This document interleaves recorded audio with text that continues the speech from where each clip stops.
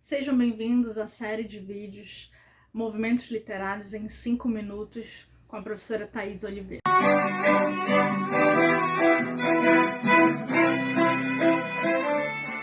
Hoje nós vamos falar sobre a poesia romântica brasileira.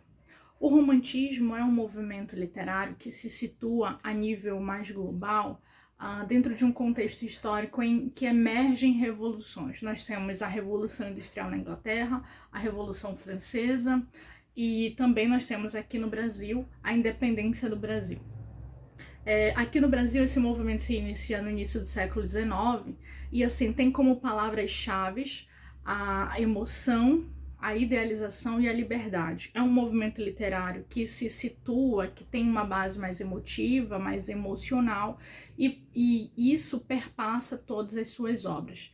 É bem interessante comentar e evidenciar que é um movimento que tenta romper com a influência europeia sobre a produção nacional aqui do Brasil, mas como há um fato histórico que é a Revolução Francesa, com a tomada da burguesia, a ascensão da burguesia ao poder, sofre ainda influência devido a esse fato histórico, porque nós vamos ter um público-alvo que vai ser justamente a burguesia. As obras românticas, elas são escritas para esse público em específico.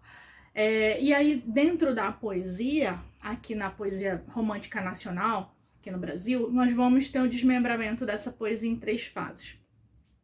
A primeira fase vai ser uma fase mais nacionalista, também chamada de indianista, porque vai ter essa característica de tentar evidenciar as nossas características mais nacionais, né? E nada melhor do que o índio ser colocado como o símbolo da nação.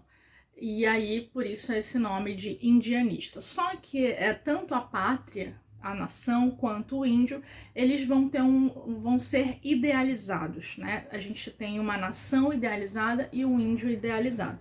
Inclusive, daí emerge a noção de mito do bom selvagem, né? Que seria uma idealização do índio.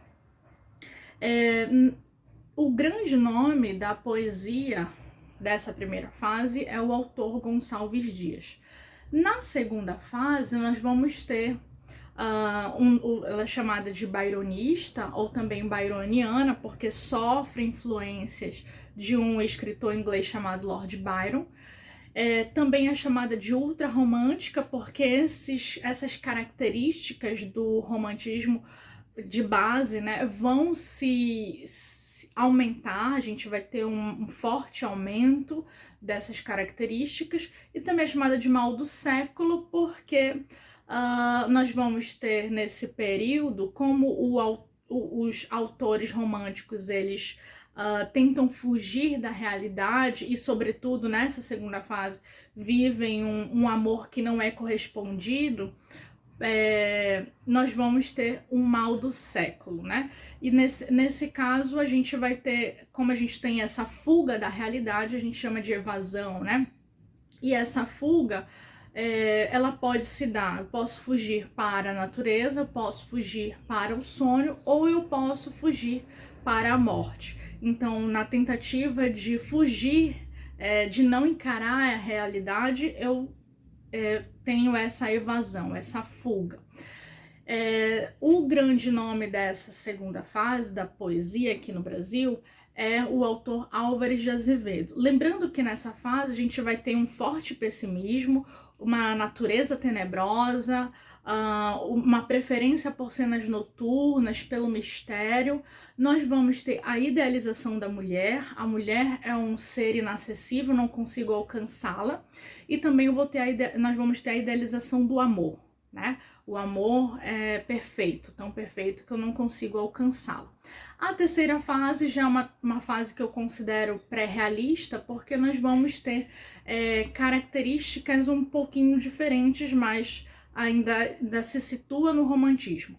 Ela é chamada de condoreira, porque o pássaro condor simboliza a liberdade. O goana, porque é baseada sofre influências da obra de um autor francês chamado Victor Hugo, em língua portuguesa aqui a gente chama de Victor Hugo, e também ela é chamada de geração social justamente por esse caráter mais engajado de ser, porque nós vamos ter aí como objetivo principal dessa fase a libertação dos escravos. É uma fase abolicionista, e o grande nome dessa terceira fase aqui no Brasil é o autor Castro Alves.